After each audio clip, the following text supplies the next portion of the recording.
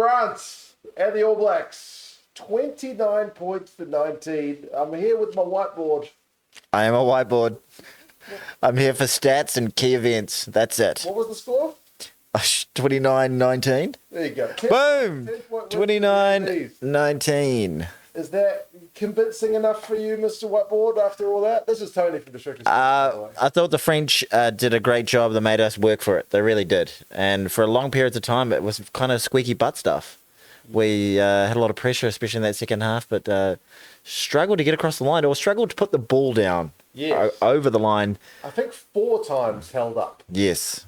Bit of a theme. That's, first game as well. Yeah, there was a lot in the first game too. So a lot of points left out there. But I think you could say that we had a lot of success on attack, or we had a lot of territory, but it's just D and attitude at that stage, isn't it? Is it just me, or does our attack once again kind of struggle to look like that traditional All Blacks, like flash, could do anything at any moment? Like barring the kind of Will Jordan try from kind of against the run of play, our first try, when we just kicked it into space, nobody home. Like, apart from that, the attack doesn't look that threatening. Doesn't look like it's completely clicked yet. You know, there was like a 15-minute period in the first test in the first half after we went 10 down. I was like, ooh, what Razor's trying to do here is pretty saucy. Last week felt like a bit of a romp, nothing too special. Yeah.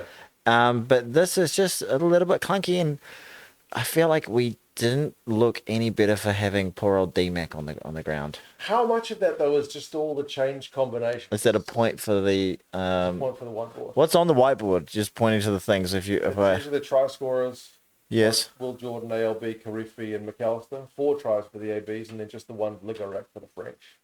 I guess if we want to go through it, but the French did start pretty fast. They started well, put us on the back foot. Yeah. We got the first try, and then it was against a run of play. We had all the first attacks. Yes, we looked kind of not like scoring, and then they, with their first few attacks, looked, I don't know, just a bit sharper.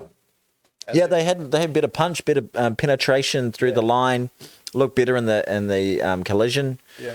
And you were sitting there going, "Oh, this is spicy." Yeah. I mean, lineups wise, this felt like the most even one yet, because the All Blacks, I mean, barring like Will Jordan, Artie Severe, there's not that many All Blacks frontline All Blacks starters out there, and the French, this is probably their strongest lineup that they've fielded. So they had a 7-0 lead. Ligarek with the wee snipe from the maul. Yes. Then a penalty. He looks good. 10-0 lead. They were looking pretty good value in the opening, 20 minutes. Yeah, and then just the dink over from Ratama, and you thought, oh, well, they'll clean that up, and nobody was home. Nobody home. And the lightning speed of your boy Will Jordan doing his best BLBRA impression. Yeah, they did kick it. Yeah. Like, had a lot. That's the one area of this game which did actually seem to get a bit of pay from the ABs, was just so many dinking kicks through. The territorial side was fine. Like, we dominated. We had like 66% territory, and especially the second half. Yeah, they're working hard, the forwards especially. But it just doesn't feel like it's clicking in a real saucy, sexy way. It's just we're grinding out victories, which it's better to win than lose. Yes. I'm happy to see, and we weren't that sharp either at the breakdown. They got over the ball and jackled a lot of ball at a lot of times. So many times. The turnover count, just because your eyes saw it, but to put a number to it, the turnovers 1. Yeah. 3 for us, 9 for them. Yeah, It felt like it. It did. And at crucial times. Yeah. Crucial times. They got crucial penalties on our line. The held ups over the line were massive. Also, the ball in the air, they were able to tap back. Who was the bloke with the headgear? Was doing it a lot. Yeah, and our line out looked like dog shit. Especially in the second half. There was actually, 29-19, it's a better scoreline than the first test, obviously. Yeah. But there's a few alarm bells there. And if you're South African or if you're any other team or World Rugby, you're not sitting there going, whoa, look out for these ABs. They look saucy. Still looks very much like a work in progress in Razor's second year. That's right. But we'll see if things become more cohesive. We had some weird moments as well where it just seemed like nobody quite knew. Like Savia dinking it out of our Oh, that own, was a like, very odd moment what the flip? when we were down. We were down in our own end as well. And he's just like, I'll just put a chip through for Will Jordan. And then Yeah, we did gather it. a chip kick. Yeah, I think was Yeah. that directly. Is it the one that led to the drop goal? I don't know, but they scored a drop goal from Astoy as well. Yeah. Because when they were actually down our end, they were quite happy to take Yeah. threes. They opted for a lot of threes, but I mean, to be fair, they scored all their points in the first half.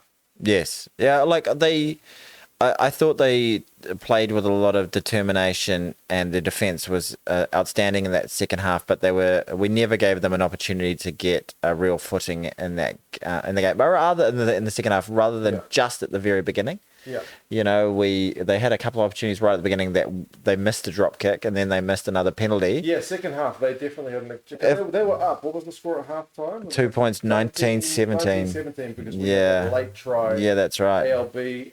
We went almost like 20 phases, so we really had to work for it.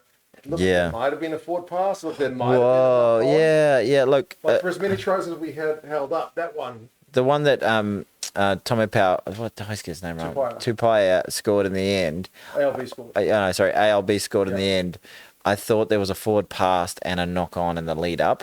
And I was so surprised I didn't go back and check it, or maybe they did and it was fine and we were imagining things. Although to balance that out, I also thought in reality the group in all likelihood probably got that ball down on the ground, and also it really looked like Papali'i got his one down. I always I try to be like, I try to take the attitude that over the course of the game, those kind of 50-50s even out. 50-50s. But yeah, I thought we were a little bit fortuitous, and as you said, like maybe a couple of those held ups. Even the try to Karifi was a bit weird, wasn't it? Right, yeah. Like sort of Sevu Reece tackling the man over the line and stripping the ball in one action, which is a big play, really. Yeah, exactly.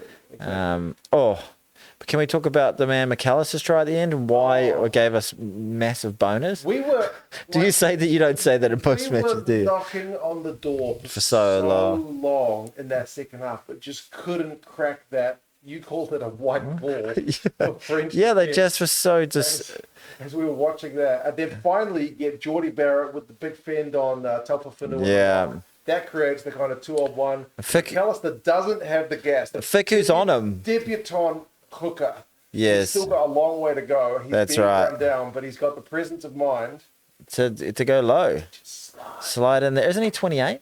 Yeah. He's a little bit older for a debutant. I guess for a front rower, you've still got a lot of years in the tank. Yeah. 28, but That was so good to see. good bit of decision Because Ficku could have so easily just got him over the shoulder, got himself into a good position, and just held the ball up again. And everyone would have been like, oh, he just didn't have the gas. But the fact that he went to ground bloody 10 metres out and just slid in, it's a dewy night out there, middle of winter here in New Zealand. That's it. Such an intelligent play. That's right. For a real intelligent play. But yeah, looking at these tries, Will Jordan's one from a dink through. Yeah. I mean, that's identifying the space in the backfield when there's nobody home. Yeah. ALB's one, like we said, it was a bunch of phases, maybe a little bit fortunate. Yeah. Karifi's one, again, it's from a kick. Yeah, that's right.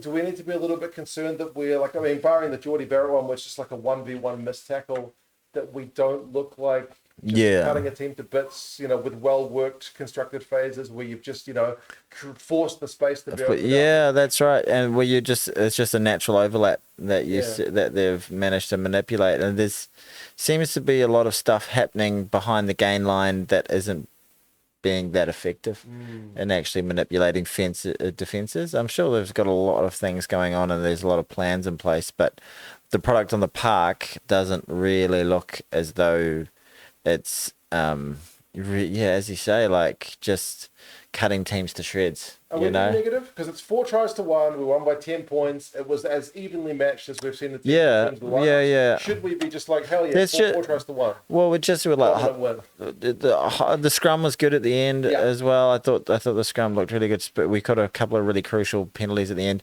Yeah. Our territory and kicking for a long part was good. Yeah. I thought we had a lot of players who played well. I thought our boy Ruben Love Ruben Love had a back. solid starting debut. He's not his debut, but starting first time he's ever started for the All Blacks. I thought he looked really good.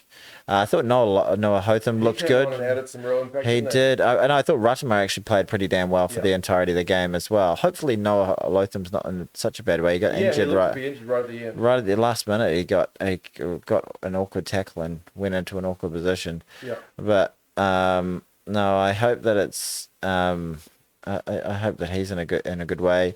Yeah, scrum was good. Line out was scrappy. We didn't give them a sniff. Restarts looked a bit. Yeah, had a couple of bad moments on restarts. Yeah, but so a lot to work on. Still plenty to work on. But the kicking game, like you say, looks to be effective, which if you're going to play potentially an arm wrestle matchup against the box in not too long, maybe that's an important one to be getting right. Yeah. Maybe the kind of cohesive backline play and whatnot comes, and once we get all the frontline guys back, maybe we're just being a bit pessimistic. Maybe we are just being. Fans can be a bit notorious, but like you win by 10 points, like Jesus. Yeah. Times. Well, it's just I think part of the reason the All Blacks are so good is due the public also has such high standards, and people naturally live up to the expectations you have of them. But yeah, and the other good thing you can take from it is we've been put in two games, the first game and this game, into positions where we could have completely capitulated and shat the bed and lost our bottle mentally. But they've stayed in the fight. They've managed to win crucial moments. Yeah. But they have stayed ahead. They've managed to win those games. And we did boss the second half. Yeah, we did. Point. They hardly got down there, and barring the missed drop goal and missed penalty in the second half, they didn't really have a shot. I think for me, one of my biggest concerns really is still around DMAC.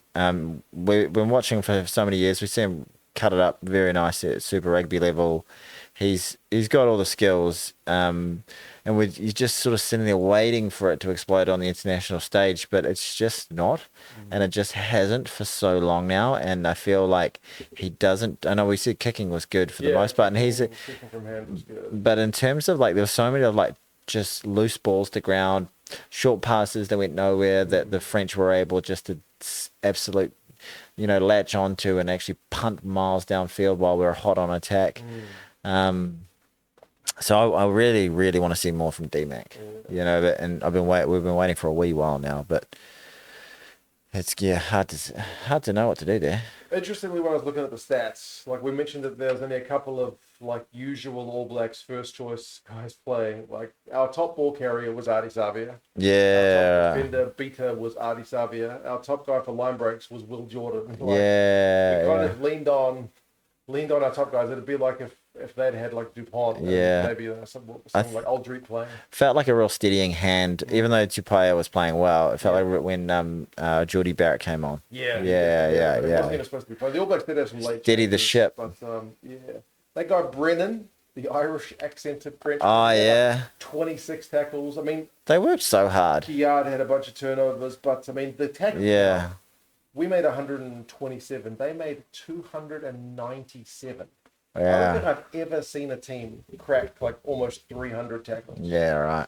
That's how much defending they had to do in the second half. Yeah, and they just kept on turning up. And they just kept doing it. Yeah, Other teams, I think, the way the All Blacks would go and probably get, really put to the sword. But credit to them for keeping on making those tackles. But yeah, to be a not pessimistic All Blacks fan, we dominated the second half. Yeah. Well, if we score a few more of those tries, it looks like a blowout. But the French, credit just kept making the tackles.